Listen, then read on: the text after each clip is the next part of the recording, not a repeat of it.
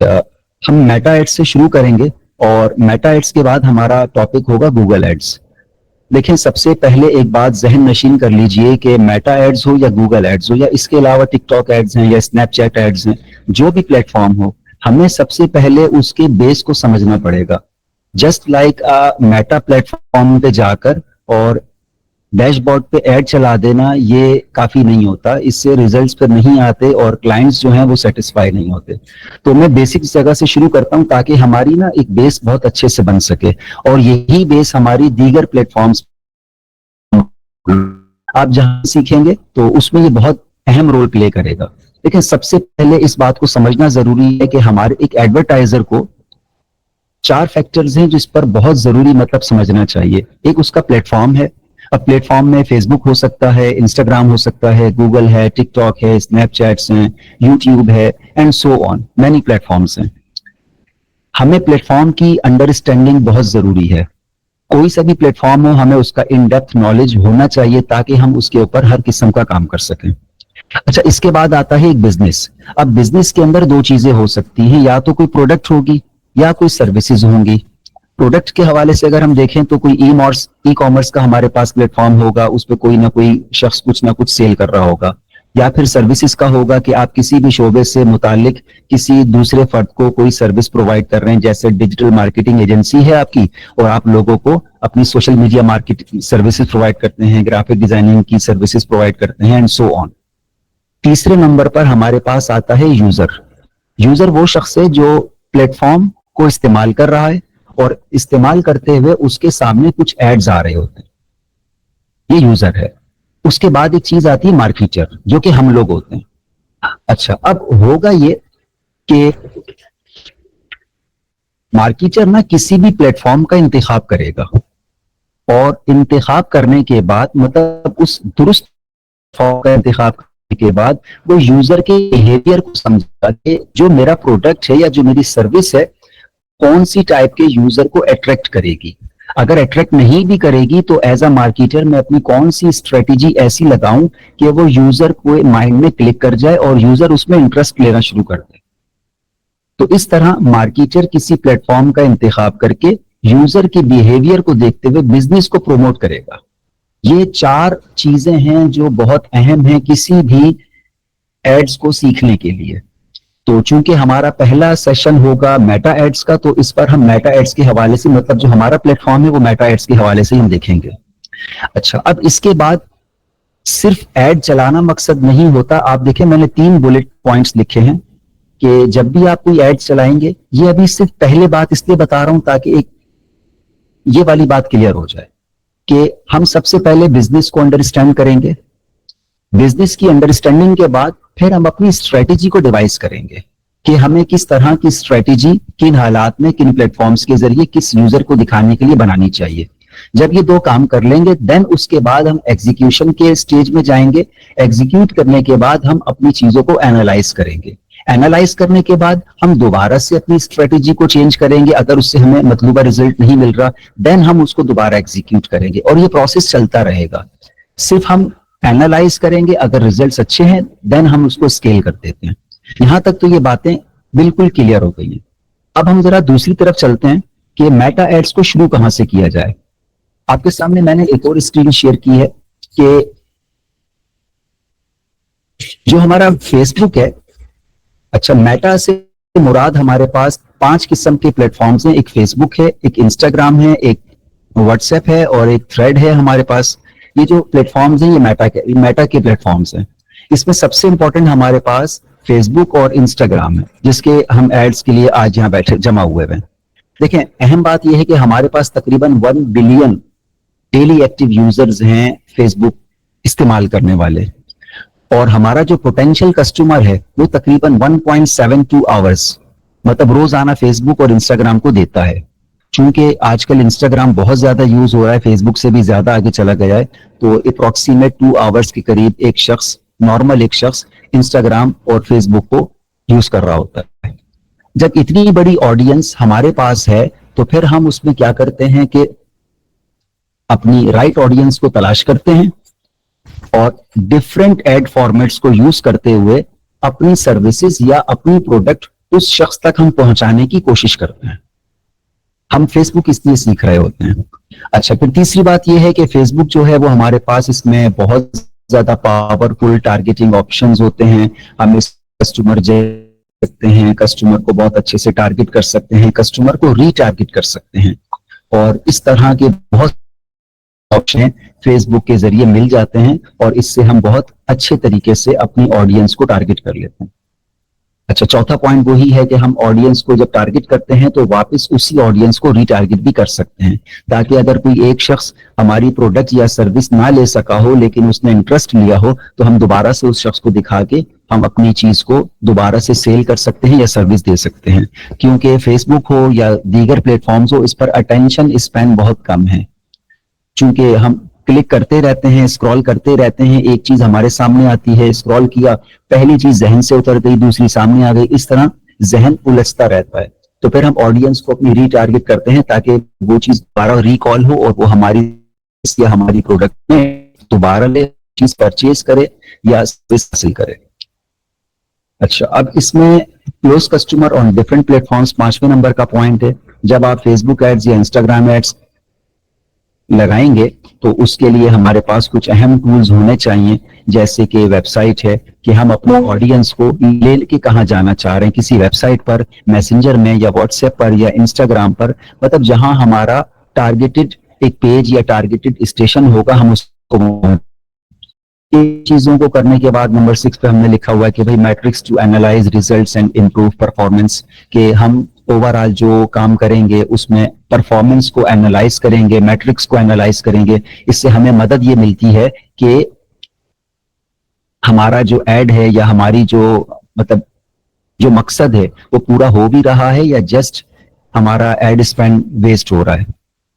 7वीं बात यह है कि cheapest way to create brand awareness. कोई सा भी ब्रांड, उसकी जब अवेयरनेस मार्केट में क्रिएट की जाएगी तो ये बहुत सस्ता तरीन हमारे पास जरिया होता है ताकि रिजल्ट्स बेहतर आ सकें, हमारा ROS जो कि रिटर्न ऑन एड स्पेंड होता है ये बढ़ जाए और हमारी जो कॉस्ट है वो कम से कम हो जाए। अच्छा, ये बात करने के बाद अब इसमें देखें कुछ अहम चीजें हैं। अब जो बात आपसे कर रहा हूं वो ज्यादा अहम है कि फेसबुक जो है ना एक ऑक्शन प्लेटफॉर्म है। ऑक्शन से मुराद है हमारे पास, आप सबको पता होगा, जैसे हम किसी चीज पर बोली लगाते हैं, तो फेसबुक एक ऐसा ही प्लेटफॉर्म है। फेसबुक मार्केटिंग और इंस्टाग्राम मार्केटिंग ये एक इंटरप्शन मार्केटिंग है। देखें, फेसबुक हो या इंस्टाग्राम हो, कोई भी शख्स एड देखने नहीं आता, वो या तो इंटरटेनमेंट के लिए आता है या उसने कुछ पढ़ना है फेसबुक पर, किसी अच्छे बंदे को कोई अच्छा कॉलम, कोई अच्छी तहरीर, या उसने कोई इंटरटेनमेंट का जरिया तलाश करना है, नियत से आता है। हम उसके सामने अपना एड जबरदस्ती लेके जाते हैं, वो इंटरप्शन मार्केटिंग है ये। मतलब वो अपने काम से आया था, हमने उसको अपना एड दिखाया, एड दिखाने के बाद हमने उसमें डिजायर क्रिएट करनी है। सबसे अहम बात यह है कि जब हम उस ऑडियंस को या अपने सामने वाले बंदे को इंटरप्ट कर देंगे तो अहम तरीन चीज यह है कि हमें फिर उसमें डिजायर क्रिएट करनी है। डिजायर क्रिएट करने से होगा ये कि फिर वो जो ऑडियंस है वो हमारी सर्विस या हमारी प्रोडक्ट को अवेल करने की हमारे पास आएगी। अहम तरीन बात यही है कि ये इंटरप्शन प्लेटफॉर्म है और दूसरा डिजायर क्रिएशन प्लेटफॉर्म है। अच्छा, अब इसके बनिस्बत अगर आप गूगल को देखेंगे तो गूगल जो है ना वो इंटेंट मार्केटिंग है। हम गूगल पे जाते हैं, कोई चीज सर्च करते हैं, मतलब इंटेंट, अपनी नियत के इरादे के साथ उस चीज को सर्च करते हैं, देन उसके बाद फिर हमारे सामने कुछ एड्स वगैरह आते हैं। हम यूट्यूब पे जाते हैं, कुछ सर्च करते हैं, मतलब इंटेंट हमारा होता है कुछ सर्च करना, फिर हमारे सामने उस तरह के एड्स आ रहे होते हैं। जबकि फेसबुक पे हम अपनी इंटेंट से नहीं जाते, हम किसी और इंटेंट से जाते हैं, हम ऑडियंस को इंटरप्ट करते हैं, देन उनमें डिजायर क्रिएट करते हैं। ये दोनों प्लेटफॉर्म में एक मेजर डिफरेंस है। अच्छा, बात सवाल करते हैं कि भाई फेसबुक ज्यादा बेहतर प्लेटफॉर्म है या गूगल ज्यादा प्लेटफॉर्म है, तो उसका जवाब यह है कि देखें, दो मिसालें हैं, एक अम्मी है और एक अब्बू है, दोनों में से कौन ज्यादा अच्छा है? तो सिंपल सी बात है भाई, दोनों का रोल है, एक मोहब्बत है। तो दोनों प्लेटफॉर्म हर किस्म के ऑडियंस के लिए, हर किस्म के बिजनेस के लिए, हर किस्म की मार्केटिंग के लिए एक डिफरेंट आपके पास प्लेटफॉर्म प्रोवाइड करते हैं। तो ये बेसिक डिफरेंस था इसके अंदर। तो फेसबुक एडवर्टाइजिंग हो या इंस्टाग्राम एडवर्टाइजिंग हो, उसमें हमें सबसे मेजर जो काम करना है वो डिजायर क्रिएशन के फंडामेंटल पर काम करना है। डिजायर क्रिएशन के फंडामेंटल्स पर जब हम काम करेंगे तो लाजमी सी बात है फिर हमारे पास सेल्स भी आएंगी। अच्छा, इसके बाद ओवरव्यू हमारे पास है कि इंपॉर्टेंट एलिमेंट्स हैं फेसबुक एडवर्टाइजिंग के। हमारे पास देखें, एक सबसे पहले फेसबुक प्रोफाइल चाहिए जो कि ऑलरेडी सबका होगा। फिर एक फेसबुक बिजनेस पेज होना चाहिए हमारे पास। अच्छा, इसमें 2-3 बातें मेंशन नहीं है। इंस्टाग्राम की प्रोफाइल और इंस्टाग्राम का जो बिजनेस प्रोफाइल होता है जिसको बिजनेस पेज कहते हैं वो भी होना चाहिए ताकि हम दोनों प्लेटफॉर्म पर अपने एड्स को रन कर सकें। तीसरी बात हमारे पास ये है कि एक बिजनेस मैनेजर होना चाहिए। बिजनेस मैनेजर के अंदर हमारे पास एड्स मैनेजर होता है। अच्छा, एड्स मैनेजर जो है प्रोफाइल का होता है और पेज का भी होता है। तो हम पहले बिजनेस मैनेजर बनाते हैं, उसके अंदर हमारा एड्स मैनेजर होता है जहां पर हम हर किस्म के एड्स को मैनेज करते हैं, एड्स लगाते हैं, एड्स को एनालाइज करते हैं। हर किस्म की एक्टिविटी जो एड्स से मुतालिक होती है वो इस एड्स मैनेजर के अंदर होती है। अच्छा, ये सारी चीजें करने के बाद फेसबुक मार्केटिंग हो या इंस्टाग्राम मार्केटिंग हो, इसमें सबसे अहम तरीन चीज ये है कि शॉपिफाई स्टोर हो आपके पास या कोई वेबसाइट हो। हमारे सर कहते थे कि मेटा एड्स, जो मेटा एडवर्टाइजिंग है, इस दुनिया में अगर आपके पास वेबसाइट नहीं है तो इट्स ए बिग क्राइम, ये जुर्म है। तो वेबसाइट का होना बहुत जरूरी है। लेकिन अगर किसी क्लाइंट की वेबसाइट नहीं है तो ऐसा नहीं है कि उसके काम को मना कर देना चाहिए, बल्कि उसको इस चीज पे गाइड करना चाहिए कि आप अपनी वेबसाइट बनाएं ताकि आपका जो टारगेट है ना वो अचीव हो। और वो हम व्हाट्सएप के जरिए या इंस्टाग्राम की डायरेक्ट मैसेजिंग के जरिए या मैसेंजर के जरिए हम उसका जो काम है वो कर सकते हैं। लेकिन वेबसाइट अगर हो तो ये प्लस पॉइंट है हमारे लिए। अच्छा, अब इसके बाद हमारे पास ये है कि फेसबुक एडवर्टाइजिंग का स्ट्रक्चर अगर आपने मुलाहिजा किया हो, ये जो आपके सामने स्ट्रक्चर ये जो आ रहा है स्क्रीन के ऊपर, ये पुराना वाला है। अभी नेट और यहाँ इंटरनेट की काफी परेशानी हुई हुई है। आज हमारे करीबी एरिया के अंदर एक आग भी लगी है तो वहां की वजह से ना इंटरनेट बहुत ज्यादा डिस्टर्ब हुआ है। तो ये मुझे पुरानी इमेज आपको दिखानी पड़ी है, जो मैंने बनाई हुई थी वो अपलोड हो नहीं रही, तो उसके लिए आपसे माजरत ख्वाह हूं। एडवर्टाइजिंग स्ट्रक्चर के अंदर हमारे पास देख लीजिए कि एक कैंपेन लेवल होता है, उसमें हम एक एडवर्टाइजिंग ऑब्जेक्टिव अपना तलाश करते हैं। उसका दूसरा हमारे एडसेट लेवल पर हम बजट एलोकेट करते हैं। हमारी लोकेशन बेस्ड टारगेटिंग होती है, एज क्या है, जेंडर क्या है, मतलब हर किस्म की जो डिटेल्ड टारगेटिंग प्लेसमेंट्स होती हैं वो हम सारी की सारी एडसेट के ऊपर जाके करते हैं कि हमारा ये एड किस किस प्लेटफॉर्म पे जाके दिखे, कहाँ कहाँ कैसे कैसे और किस किस्म की ऑडियंस को दिखे, उस ऑडियंस का इंटरेस्ट क्या हो, उस ऑडियंस का बिहेवियर क्या हो, या उस ऑडियंस के जो दीगर चीजें हैं वो किस तरह की हों।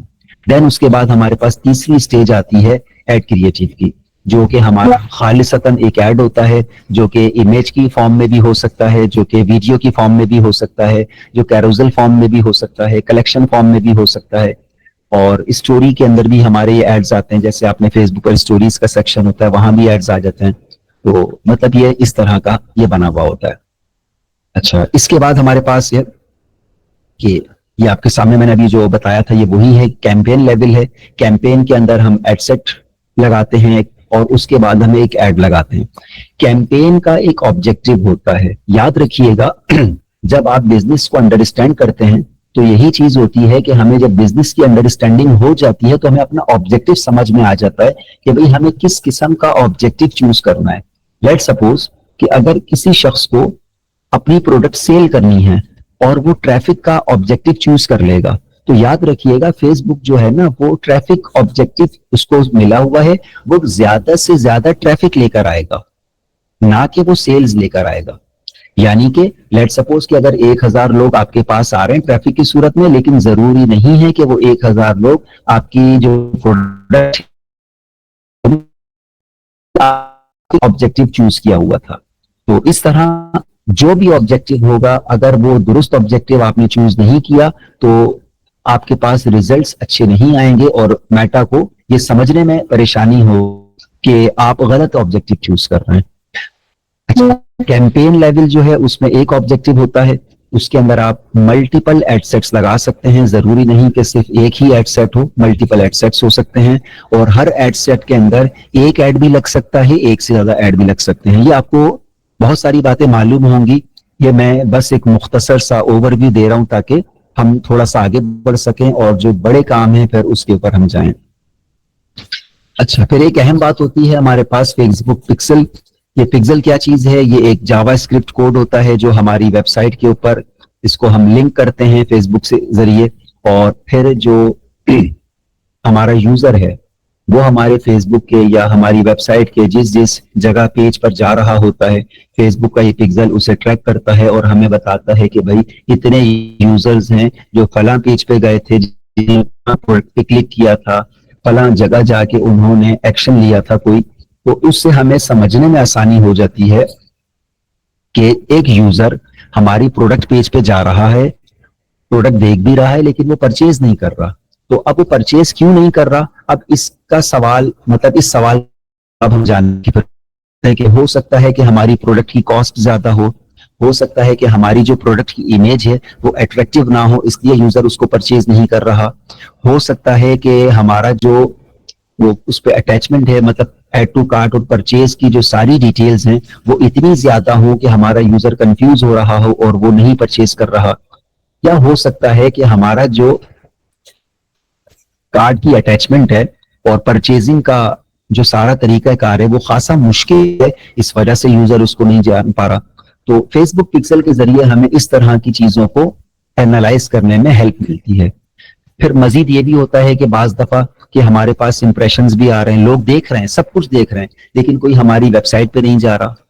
तो मुमकिन है कि हमारी जो वेबसाइट है उसका लोडिंग टाइम बहुत ज्यादा है, हमारी वेबसाइट जो है वो अट्रैक्टिव नहीं है, क्योंकि वेबसाइट जो है वो हमारा as a talking sale person होता है।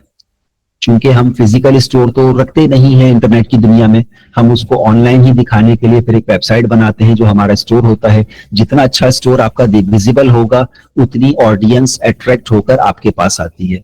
तो फेसबुक पिक्सल से हमें बहुत सारी मालूमात को मतलब कि एनालाइज करने में आसानी हो जाती है।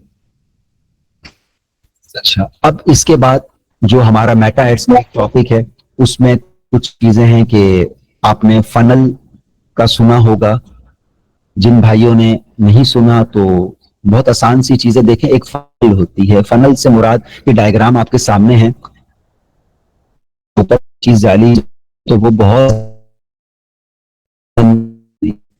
हमारे तीन तरह के ऑडियंस होते हैं। एक ऑडियंस होती है ओल्ड ऑडियंस, ये वो वाली ऑडियंस है जो अभी हमारी प्रोडक्ट के बारे में, ब्रांड के बारे में बिल्कुल अनअवेयर होते हैं, इनको पता ही नहीं होता। हम अवेयरनेस टाइप के एड्स चलाकर उन ऑडियंस के सामने अपनी प्रोडक्ट को लेके जाते हैं, अपनी सर्विसेज को लेके जाते हैं, अपने ब्रांड्स को लेके जाते हैं, ताकि वो ऑडियंस उससे अवेयर हो जाए, उसके जहन में हमारा नाम हो जाए। वो बड़े बड़े ब्रांड्स को मतलब के इमेजिन ना करे, बल्कि वो छोटे ब्रांड्स और हम जैसे मतलब जो छोटे ब्रांड्स हैं उनको भी गौर करना शुरू करे, देखना शुरू करे। ये कोल्ड ऑडियंस होती है, जिन्होंने अभी तक हमारे किसी भी तरह से इनके पास हमारी नॉलेज नहीं गई थी। अच्छा, अब इसके बाद एक होती है वार्म ऑडियंस। ये वो वाली ऑडियंस होती है जो हमसे, हमारे नाम से, हमारे प्रोडक्ट से अवेयर हो चुकी है। इन्होंने हमारी पोस्ट भी देखी होती हैं, हमारा कंटेंट भी कंज्यूम किया होता है, हमारे एंगेजमेंट के अंदर भी पार्टिसिपेट किया होता है, और शॉर्टली हमारी वेबसाइट का विजिट भी किया होता है। तो ये वार्म ऑडियंस कहलाती है। फिर अच्छा, फिर इसके बाद एक होती है हॉट ऑडियंस। हॉट ऑडियंस क्या है कि ये वो ऑडियंस है जो अवेयर भी हो चुकी है हमारी प्रोडक्ट से, हमारी प्रोडक्ट के साथ एंगेज भी कर चुकी है, और अब ये कोई बहुत सिग्निफिकेंट एक्शन लेगी, जैसे एड टू कार्ट कर लिया, इनिशिएट चेकआउट हो गया, हमारी वेबसाइट पे ज्यादा से ज्यादा वक्त गुजार दिया और कोई परचेज एक्शन कर लिया और मतलब परचेज कंप्लीट हो गई, तो ये हॉट ऑडियंस कहलाती है। जो कोल्ड ऑडियंस होती है ये टॉप ऑफ द फनल कहलाती है, इसको हम टोफू कहते हैं। जो वार्म ऑडियंस होती है ये मिडल ऑफ द फनल कहलाती है, इसको हम मोफू कहते हैं। और जो हॉट ऑडियंस होती है इसको हम बॉटम ऑफ द फनल यानी कि बोफू कहते हैं। मिसाल के तौर पर अगर हमारे कोई एड है, हमारी प्रोडक्ट है, हमारा कोई सर्विस पेज है, उस पर अगर 1000 लोग आके उसको देखते हैं तो जरूरी नहीं है कि 1000 लोग उसको परचेज भी करेंगे। 1000 लोगों ने देखा, मुमकिन है कि उसमें से 100 लोगों ने उसके साथ कोई इंटरेक्ट किया होगा, उसके साथ कोई एंगेजमेंट की होगी, उसको लाइक किया होगा, हमारे प्रोडक्ट पेज पे जा थोड़ा सा विजिट किया होगा, उसको पढ़ा होगा। ये मिडल ऑफ द फनल में आ जाएंगे। फिर उस मिडल ऑफ द फनल में से फिर कुछ लोग ऐसे होते हैं जो हमारी परचेज को, हमारी प्रोडक्ट को परचेज करते हैं, हमारी सर्विसेज को। ये बॉटम ऑफ द फनल होती है और यही हमारा डिजायर्ड एक्शन होता है कि कोई भी ऑडियंस हमारे पास इस स्टेज तक आ जाए। बाज़-औक़ात इस जर्नी के अंदर बाज़-औक़ात ऐसा भी होता है कि हमने एक बिल्कुल नई ऑडियंस को टारगेट किया, मे बी कि वो परचेज कर ले, लेकिन बाज़-औक़ात ऐसा भी होता है कि नई ऑडियंस ने देखा जरूर लेकिन कुछ कोई एक्शन नहीं लिया, फिर हम उसको दोबारा से रीटारगेट करते हैं, उसको वार्म करते हैं, एंगेजमेंट बढ़ाते हैं किसी तरीके से, उनको कोई ऑफर देते हैं, कोई अच्छा मैसेज करते हैं। इस तरह का काम करने से मे बी कि एंगेजमेंट बढ़े और उनका इंटरेस्ट मजीद डेवलप हो। अगर फिर भी वो ऑडियंस कोई एक्शन नहीं लेती, देन हम उनको अगेन रीटारगेट करते हैं, मजीद कोई अच्छी ऑफर देकर, मजीद कोई अच्छा मैसेज कन्वे करके। तो फिर उससे मुमकिन होता है कि वो ऑडियंस उस प्रोडक्ट को या हमारी सर्विस को परचेज भी कर ले। अच्छा, सिर्फ ये बता दीजिएगा कि आप सब भाइयों को समझ आ रहा है या? Yes sir. अच्छा, ये जो अब आपके सामने कुछ मजीद चीजें मैं फेसबुक एड्स के हवाले से बात करूंगा। मैं फिर एक बात कहूंगा कि हमारा जो बेसिक फंडामेंटल है फेसबुक मार्केटिंग का और इंस्टाग्राम मार्केटिंग का, वो एक डिजायर क्रिएशन है। अच्छा, फेसबुक एडवर्टाइजिंग की दुनिया में फेसबुक एड्स क्रिएटिव कैसे होंगे? देखिए, इसका मुकम्मल कंट्रोल हमारे पास है, लेकिन इसके अलावा जो भी फैक्टर्स हैं वो, अब चूंकि एआई इन्फ्यूजन हो चुका है, एआई बहुत ज्यादा मतलब मार्केट में आ गया है और हर चीज को कैप्चर कर लिया है, तो अब हमारे पास फेसबुक का ज्यादा कंट्रोल एआई के पास है, लेकिन क्रिएटिव अभी भी हमारे हाथ में है। हमारे जो पुराने मेथड्स थे, ट्रेडिशनल मेथड्स, जैसे हम टेलीविजन पर एड देखते हैं, न्यूज़पेपर में एड्स देखते हैं, मैगजीन्स है उसमें हमारे पास एड्स होते हैं, रेडियो एड्स आते हैं, बाहर हमारे पास जो बिल बोर्ड्स हैं, बड़े होर्डिंग्स वगैरह हैं, उसमें एड्स तो मतलब कोई ना कोई चीज पब्लिसाइज हो रही है, लेकिन उसके जरिए हमें नुकसान क्या है? वो ये है कि हम अपनी डिजायर्ड ऑडियंस को टारगेट नहीं कर पाते। लेट सपोज कि शारा फैसल कराची में एक बड़ी होर्डिंग लगी हुई है, उस पर एक कोई सर्फ एक्सेल का एड लगा हुआ है। अब उसको हर शख्स देख रहा है जो वहां से गुजर रहा है, लेकिन हम फेसबुक में क्या कर सकते हैं कि हम सर्फ एक्सेल सिर्फ उन लोगों को दिखा सकते हैं जो सर्फ एक्सेल में इंटरेस्ट लेते हैं, या जो सर्फ एक्सेल के अंदर इंटरेस्ट लेते हैं, या किसी भी तरीके से सर्फ एक्सेल के साथ वो किसी ना किसी सूरत में एंगेज होते हैं। तो इसके जरिए हम बड़ी स्पेसिफाई और मतलब टारगेटिंग कर सकते हैं, प्रिसाइज टारगेटिंग हो सकती है। और दूसरी बात ये कि हम अपने सारे डेमोग्राफिक्स को कंट्रोल कर सकते हैं, क्योंकि हमारे पास फेसबुक के अंदर ये सारे टूल्स मौजूद हैं। जबकि जो ट्रेडिशनल मेथड्स थे, जो अभी नाम लिए मैंने, टीवी एड्स, कमर्शियल एड्स जो टीवी में आते हैं, या इसके अलावा रेडियो एड्स, न्यूज़पेपर एड्स, तो उसमें ये चीज सहूलत हमारे पास नहीं है। और वो वाले जो एड्स हैं वो महंगे ज्यादा हैं, जबकि फेसबुक के जो एड्स हैं वो चीपेस्ट रेट पे हमारे पास काम कर रहे होते हैं। अब इसके अलावा ये कुछ इंपॉर्टेंट टर्म्स हैं, इनको थोड़ा सा हम आखिर में देखेंगे। मैं आपको इसके अलावा कुछ चीजें बता दूं कि हमारे पास जो एड्स फॉर्मेट होते हैं वो 5 तरह के हैं। इसमें मजीद इजाफा भी है। खास तौर पर जो हम बात करेंगे वो इमेज ऐड है और वीडियो ऐड है। देखिए, इमेज ऐड और वीडियो ऐड की मदद से ही हम बकिया जितने भी एड्स हैं वो बना लेते हैं। इमेज ऐड में एक स्टैटिक इमेज होती है, उसके जरिए हम ऑडियंस को ग्रैब करने की कोशिश करते हैं, जबकि जो वीडियो ऐड होता है, हम इसमें कोई एक अच्छी वीडियो, शॉर्ट सी वीडियो जिसका हुक रेट बहुत अच्छा हो और बहुत कम टाइम के अंदर बहुत अच्छा मैसेज कन्वे कर सके, हम उस तरह की वीडियो को अपने ऐड में इस्तेमाल करते हैं, जिसका रिजल्ट बहुत अच्छा आ रहा होता है। इसके अलावा कैरोसल ऐड हमारे पास होते हैं। ये मल्टीपल इमेजेस को हम जोड़कर और हर इमेज के नीचे उसकी जो स्पेसिफिकेशन है वो मेंशन करते हैं, देन अपनी ऑडियंस को दिखाते हैं। लेट सपोज के कोई स्टोर है, वो 10 प्रोडक्ट सेल कर रहा है और वो 10 की 10 दिखाना चाह रहा है, और 10 के 10 फीचर्स अलग अलग हैं, 10 की कॉस्ट अलग अलग है, तो फिर वो कैरोसेल ऐड बनाते हैं 10, और उसके बाद 10 कार्ड्स बना के उन 10 प्रोडक्ट्स को उस पर मेंशन करते हैं चीजें, और एक्शन मेंशन करके फिर वो तो उस जिस कार्ड को, जिस प्रोडक्ट को बेहतर समझती है अपने लिए, तो वो उसको परचेज कर लेती है। इसी तरह जो हमारे पास एक कलेक्शन ऐड है, लेट सपोज कि एक स्टोर है, उसके पास मल्टीपल कलेक्शंस हैं लेदर के हवाले से, वो लेदर का बेल्ट भी सेल कर रहे हैं, लेदर का बैग भी सेल कर रहे हैं, लेदर की की चेन्स हैं, लेदर के मल्टीपल आइटम्स हैं। तो उनकी ख्वाहिश ये होती है कि हम मल्टीपल चीजें दिखाएं ताकि ऑडियंस वहां ग्रैब हो और वो चीज परचेज कर ले। तो इस तरह के ऐड हमारे पास बहुत काम करते हैं। जो ऐड फॉर्मेट्स हैं ये बड़े अहम होते हैं। बाज औकात एक ऐड फॉर्मेट काम नहीं कर रहा तो फिर हम उसको बदल कर दूसरा ऐड फॉर्मेट इस्तेमाल करते हैं। और आजकल के दौर में जो इमेज ऐड है उसके मुकाबले में वीडियो ऐड बहुत ज्यादा पावरफुल है। अच्छा, अब ये बड़ी अहम चीज आपके सामने एक है। एक लेट सपोज आपके सामने फेसबुक स्क्रॉल करते हुए एक ऐड आ जाता है। अब जो ऐड आपके सामने आया है उसके अंदर कुछ चीजें हैं, एक इमेज होगी या वीडियो होगी, उसके अलावा एक हेडलाइन होती है, एक उसका बिजनेस नेम होता है, एक उसकी एड कॉपी होती है, एक उसकी डिस्क्रिप्शन है और एक कॉल टू एक्शन। ये 6 एलिमेंट्स हैं। अब देखिए जहां ये मेरा माउस का कर्सर काम कर रहा है, ये हमारे पास बिजनेस नेम है या पेज का नेम है, मतलब हमारा बिजनेस इस नाम से काम कर रहा है। अच्छा, इसके अलावा ये जो हिस्सा है ये इमेज ऐड या वीडियो ऐड का है। जो हेडलाइन होती है आपके पास, ये वाला जो बोल्ड कैप्शन आपके सामने लिखा हुआ, ये हेडलाइन कहलाती है हमारे पास। इस हेडलाइन के नीचे जो छोटे छोटे अल्फाबेट्स लिखे हुए कैरेक्टर्स, ये हमारा डिस्क्रिप्शन कहलाता है।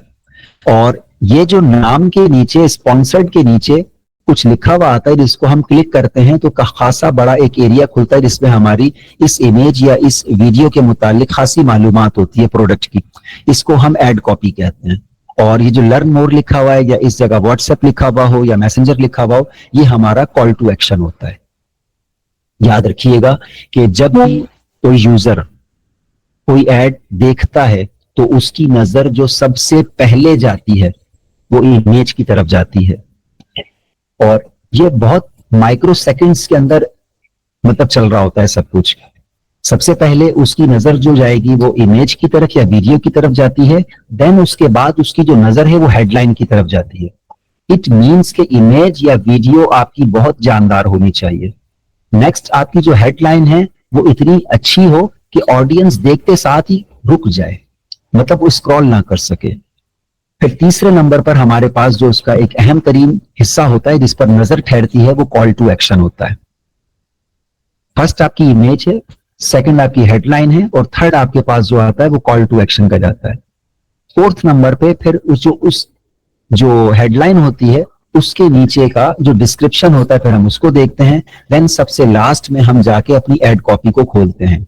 एड कॉपी खुलती ही उस वक्त जब हमें इमेज अट्रैक्ट कर जाए, हमें हेडलाइन के अंदर कोई मैसेज नजर आ जाए, उसके डिस्क्रिप्शन के अंदर कोई अच्छी ऑफर नजर आ जाए। जब हमें ये चीजें नजर आ जाती हैं तो फिर हम उसकी एड कॉपी को पढ़ते हैं और देन हम उसका कोई कॉल टू एक्शन हमें ले लेते हैं। ये मतलब कि इमेज एड के अंदर ये बड़ी अहम चीज है आपके पास। अब देखिए कोई भी हमारे सामने जब ऐड आता है तो उसके कुछ फंडामेंटल कंपोनेंट्स हैं। ये 4 फंडामेंटल कंपोनेंट्स हैं जो किसी भी ऐड में या किसी भी वीडियो ऐड में या कैरोसेल में या किसी भी तरह के उसमें काम आएंगे। Number 1, visual. विजुअल को आप इग्नोर नहीं कर सकते, तो कोशिश यही करनी चाहिए कि हमारा जो विजुअल है यानी ये क्रिएटिव है, या वो इमेज हो सकती है या फिर वो वीडियो हो सकती है, ये बहुत ही आई कैची होनी चाहिए, शॉर्ट होनी चाहिए और इसके सारी मतलब कि स्पेसिफिकेशन है कि किस तरह का इमेज ऐड बनना चाहिए वो मैं अभी आपसे शेयर करूंगा थोड़ी देर के अंदर। तो विजुअल्स को हम इग्नोर नहीं कर सकते। नंबर 2 है रेलिवेंसी। अब देखिए रेलिवेंसी क्या चीज है। जो इमेज आपने लगाई है या जो वीडियो मैसेज आप कन्वे करना चाह रहे हैं उसमें और जो आपका टेक्स्ट लिखा हुआ है एड कॉपी, उसमें रेलिवेंसी होनी चाहिए। और आपने किस तरह की ऑडियंस को टारगेट किया है इसमें रेलिवेंसी होनी चाहिए। मिसाल के तौर पर एक मिजाह वाली बात है कि मैं गंजे को कंगा बेचने की कोशिश कर रहा हूं तो रेलिवेंसी नहीं बनती हमारे पास। मैं मैथमेटिक्स पढ़ाता हूं और मैं मतलब कि हिस्ट्री का मैं कुछ करने जा रहा हूं, रेलिवेंसी नहीं बन रही। तो आपने जो भी इमेज लेना है अब उसको, और जो ऑडियंस है उसको, और जो आपकी एड कॉपी है, उन सब के दरमियान एक अच्छी रेलिवेंसी होनी चाहिए ताकि ऑडियंस उसके ऊपर ज्यादा से ज्यादा एक्शन ले सके। तीसरा हमारे पास वैल्यू प्रोपोजिशन है, इसको प्रोडक्ट ऑनरशिप बेनिफिट भी कहते हैं, ये न्यूमेरिकल डिस्काउंट भी हो सकता है। इट मींस कि आप कोई अच्छी ऑफर दे रहे हो। जब भी आपका कोई विजुअल होगा उसमें रेलिवेंट चीजें होंगी और कोई अच्छी ऑफर होगी तो ऑडियंस उस तरफ ज्यादा माइल होती है। और नेक्स्ट आपके पास है कॉल टू एक्शन। ये 4 फंडामेंटल्स हैं जो किसी भी तरह की कभी भी निगलेक्ट नहीं होने चाहिए। अच्छा, जरूरी नहीं है कि जो वैल्यू प्रोपोजिशन है यानी कि कोई ऑफर है, ये ऑफर पैसे की सूरत में हो। हम अमूमन यही समझते हैं कि भाई ऑफर से मुराद ये है कि हम 25% डिस्काउंट दे दें। कभी कभी ऑफर ये भी हो सकती है कि by one get one free. कभी कभी ऑफर ये भी हो सकती है कि आप हमारी ये चीज परचेज करें, हम आपको एक ई बुक या इससे मुतालिक एक बुकलेट प्रोवाइड करेंगे जिसमें उस तरह की मजीद मालूमात मिलेगी। लेट सपोज कि कोई डाइट प्लान के हवाले से कोई डॉक्टर हैं, वो डाइट प्लान लोगों को गाइड करते हैं, बताते हैं, तो उसमें प्रोपोजिशन ये भी हो सकता है कि आप हमारी सर्विस प्रोवाइड करें, कंसल्टेंसी, देन हम उसके बाद आपको एक बुकलेट देंगे ई बुक के जरिए और उसमें आपको मजीद मालूमात मिलेगी। इस तरह करके हम एक ऑफर दे सकते हैं। तो हर बार जरूरी नहीं कि पैसे की ऑफर दी जाए। और कॉल टू एक्शन बहुत जरूरी है। हमें बार बार अपनी ऑडियंस बताना पड़ता है कि भाई एक्शन लो, आप लो बस। तो जब कॉल टू एक्शन नहीं होगा ना तो आप कह रहा हूं कि अटेंशन होता है और तो हमें उन्हें बार बार मुतवज्जे करना पड़ता है कि आप एक्शन लीजिए प्लीज। हमारे पास ये 4 फंडामेंटल कंपोनेंट्स थे किसी भी फेसबुक एड्स के लिए। अब इसके बाद बड़ी अहम चीज है, ये आपको हसन भाई भी आपसे मतलब इसको डिस्कस करेंगे कि हमारे पास जब कोई फेसबुक का इमेज ऐड आएगा ना तो उसमें ये वाले कंपोनेंट लाजिम और मलजूम है। मतलब हमें किस तरह का ऐड बनाना चाहिए इमेज की फॉर्म में। चूंकि मैं डिजाइनर नहीं हूं लेकिन थोड़ा बहुत मतलब के साथ बैठकर चीजों पे काम करके इन चीजों की अवेयरनेस है। अब हेडिंग देख सकते हैं आप, best practices for image ads, people should stop scrolling and click the ad. मतलब बेस्ट प्रैक्टिसेस जो मार्केट में हो चुकी हैं आज से पहले, जो बड़े ब्रांड्स कर चुके हैं, उनकी क्या पॉइंट्स हैं। Number 1, show people using your product. आपकी प्रोडक्ट है ये दुरुस्त है, लेकिन कोशिश ये करें कि लोग या कोई ऐसा चेहरा वो आपकी प्रोडक्ट को यूज करे। जब वो यूज करेगा तो मॉकअप डिजाइन बन जाता है और लोगों को पता चलता है कि ये प्रोडक्ट इस्तेमाल करने के बाद हमें कैसा फील देगा। लेट सपोज ये आपके सामने ग्लासेस है, ग्लासेस भी दिखाया जा सकता था लेकिन ये ग्लासेस एक शख्स को पहनाया गया और उसका इमेज लिया। अब इस ग्लासेस की जो अट्रैक्शन है वो ज्यादा हो गई थी। अच्छा, इसमें कोशिश ये करनी चाहिए कि कितने % हिस्सा आपका जो पीपल वेयरिंग योर ग्लासेस हो और कितने % पोर्शन आपकी इमेज का मतलब सिर्फ प्रोडक्ट दिख रही हो। तो हम इसको 60-40% में डिवाइड कर सकते हैं कि 60% पोर्शन के अंदर हम वो आदमी या वो खातून या वो जो भी आप वो आपकी प्रोडक्ट को यूज करे और 40% हिस्से में आप अपनी प्रोडक्ट को अलग से शो भी कर सकते हैं। ये एक अच्छा तरीका होता है। इसके अलावा नंबर 2, हैप्पी फेसेस। कभी भी मायूस चेहरा या दुखी इस तरह का हम अपने ऐड में यूज नहीं करना चाहिए।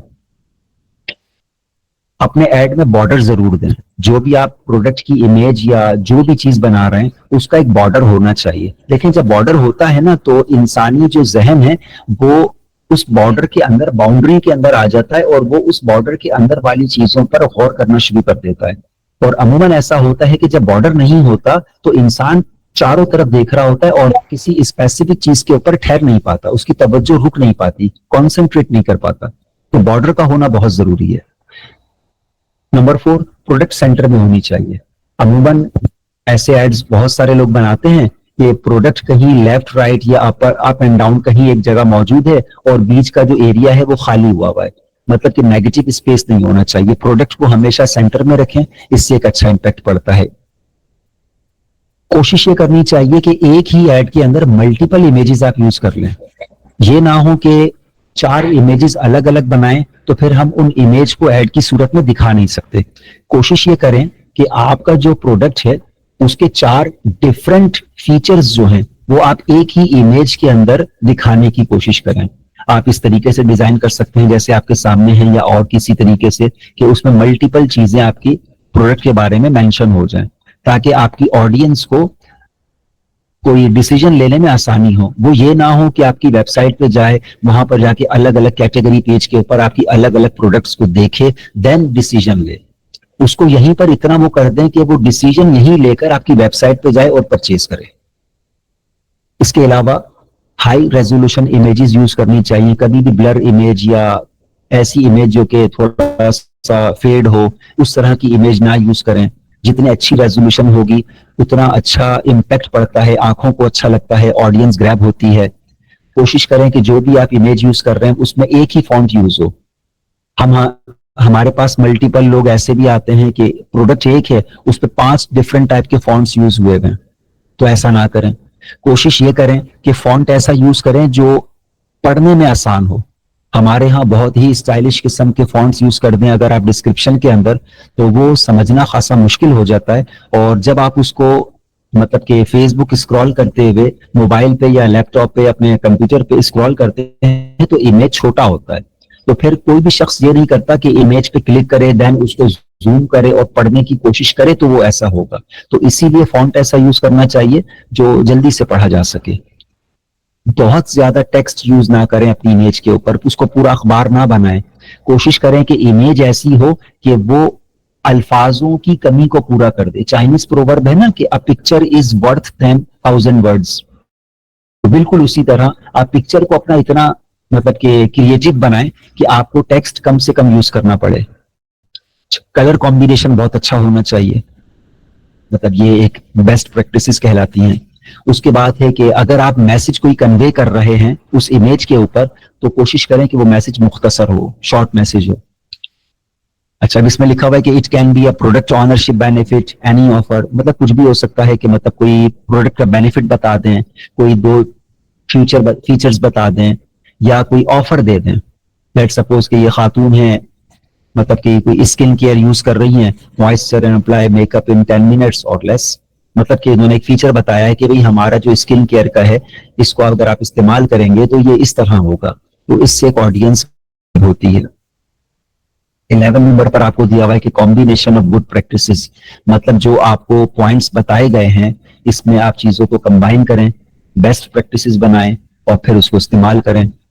देखिए, एक बात हमेशा याद रखिएगा कि हम कभी भी क्रिएटिव बनाएं, एक क्रिएटिव बनाकर हम ये नहीं कह सकते कि हमारी ये जो प्रोडक्ट है ये बेस्ट है, बल्कि हमें क्रिएटिव टेस्टिंग करनी पड़ती है। हमें अपने क्रिएटिव्स को बार बार टेस्ट करना पड़ता है। उस टेस्टिंग के जरिए ही हमें पता चलता है कि हमारा कौन सा क्रिएटिव सबसे अच्छा परफॉर्म कर रहा है। ये हमारे पास इमेज ऐड के हवाले से सारी बातें थी। मैं गुजारिश करूंगा जो हमारे भाई हैं देख रहे हैं वो मुझे बताएं कि कितना वक्त हमारे पास है और मजीद इसमें आगे चलना चाहिए या इसको अभी रोकना चाहिए।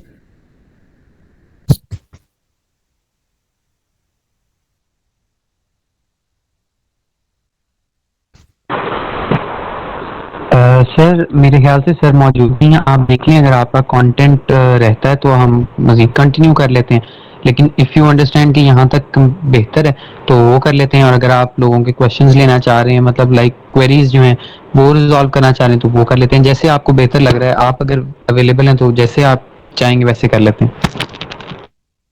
मैं मतलब देखिए, मेटा एड्स एक बड़ा वसी सब्जेक्ट है।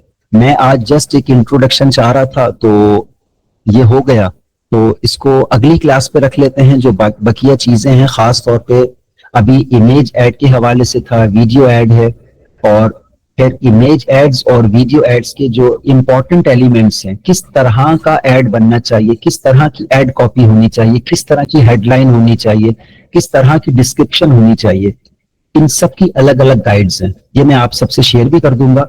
मतलब इमेज ऐड की अलग गाइड है जो मैंने आपसे शेयर की, वीडियो ऐड की अलग गाइड है, हेडलाइंस लिखने की अलग गाइड है, इसके अलावा एड कॉपी लिखने की अलग गाइड है, डिस्क्रिप्शन लिखने की अलग गाइड है। फिर जब हम इन तमाम गाइड्स को करके अपना एड रेडी कर लेते हैं फिर हम जाते हैं उसकी एग्जीक्यूशन की तरफ, फिर वो सारा एड्स मैनेजर की तरफ हम जाते हैं, फिर वहां से कैंपेन को रेडी करना, कैंपेन को लगाना, देन उसके फिर मैट्रिक्स को एनालाइज करना, तो फिर वो बात का मरला होता है।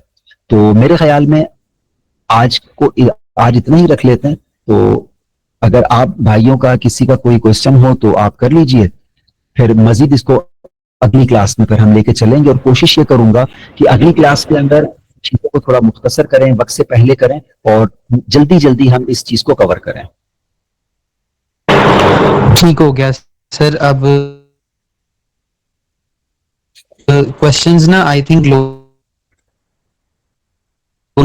चैट बॉक्स में, तो मैं आपके साथ वो भी शेयर कर दूं ताकि आप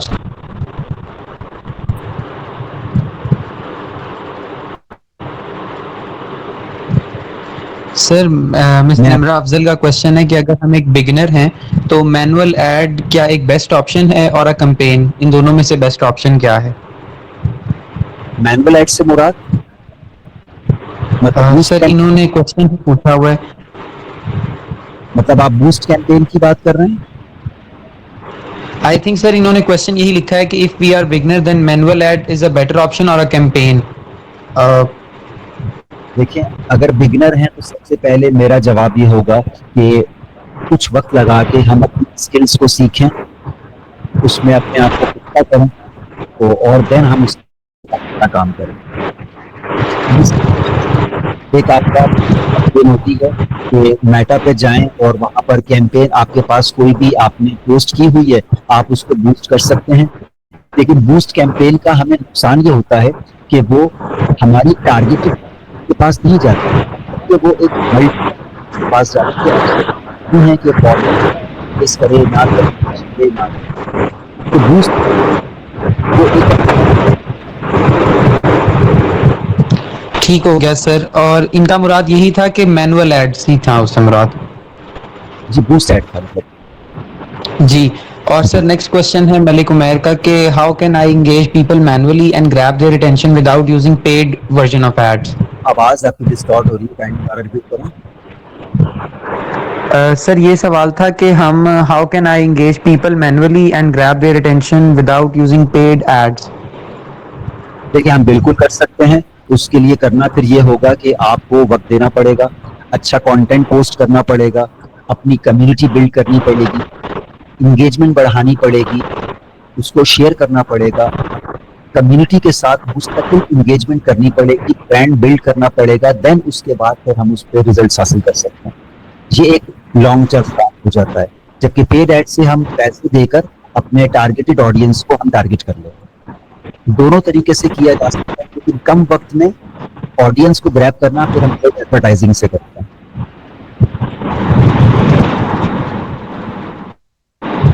ठीक हो गया सर, ठीक हो गया। अगर और किसी का क्वेश्चन है तो वो भी काइंडली चैट में पूछ लें।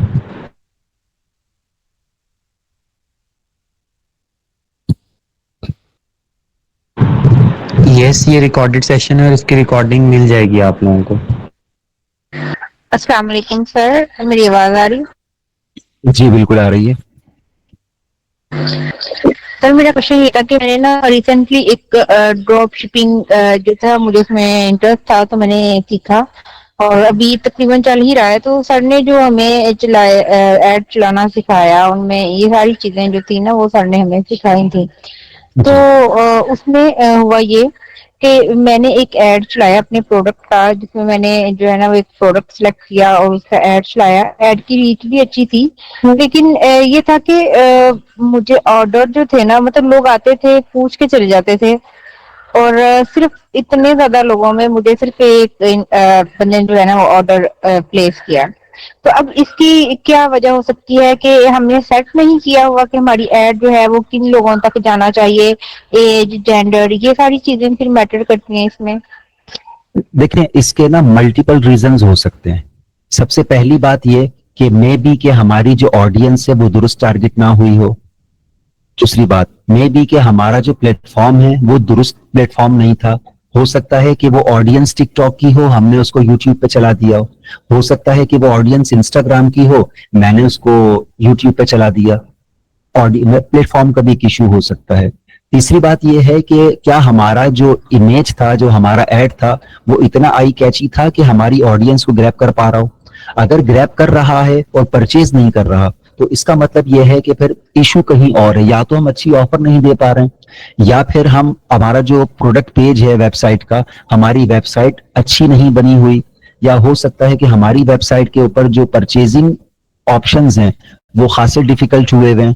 तो मतलब मल्टीपल रीजंस हो सकते हैं।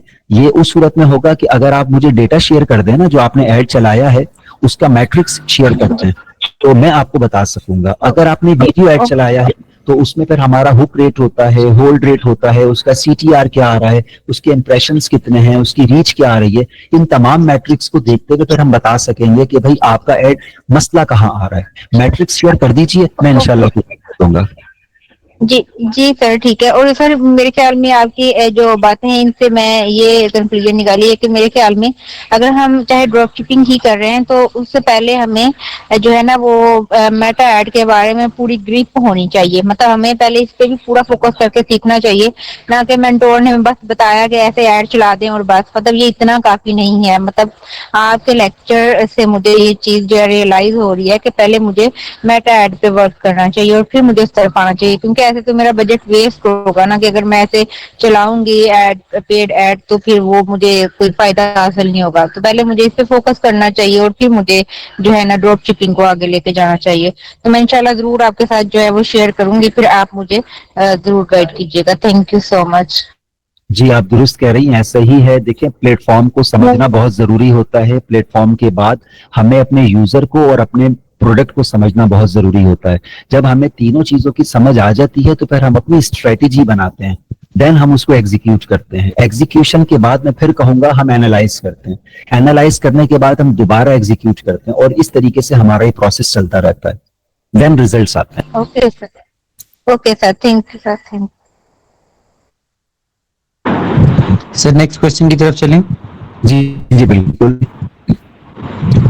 सर नेक्स्ट क्वेश्चन था कि ये एक पर्सन ने पूछा हुआ है कि जो हम आउटडोर एडवर्टाइजिंग करते हैं, specifically in the street advertisement, वो जो फ्लायर्स और होर्डिंग है उनको कैसे डिजाइन किया जाए ताकि जो है लोगों को अट्रैक्ट किया जा सके उसके। जैसे आपने भी एग्जांपल दी वो सर्फ एक्सेल वाली, तो उसके बारे में अगर आप कुछ गाइड कर दें।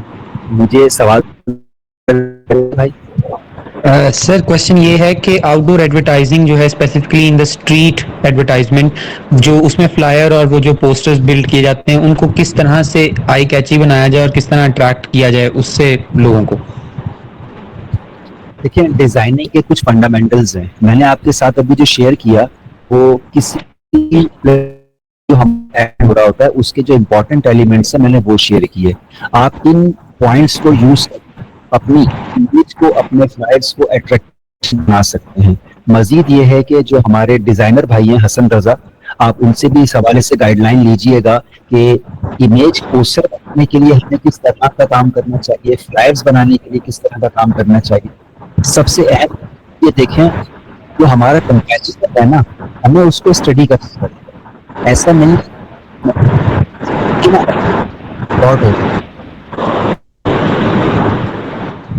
थोड़ा सा आवाज को सही करें।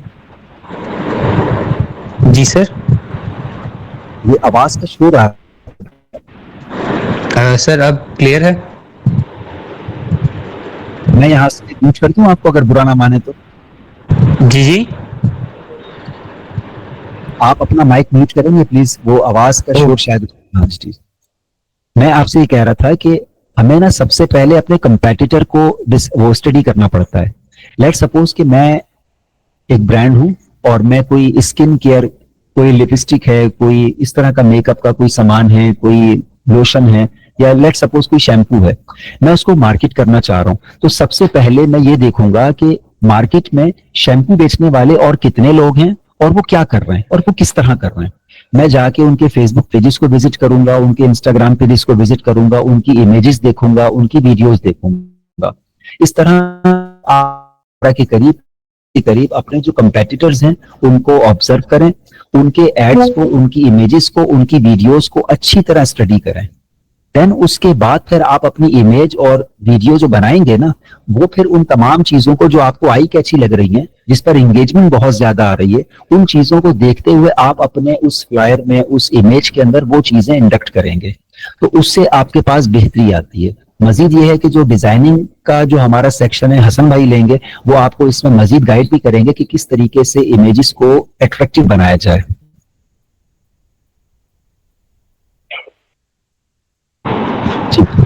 ठीक हो गया सर। एक लास्ट क्वेश्चन ले लेते हैं, देन फिर हम वाइंड अप करते हैं। जी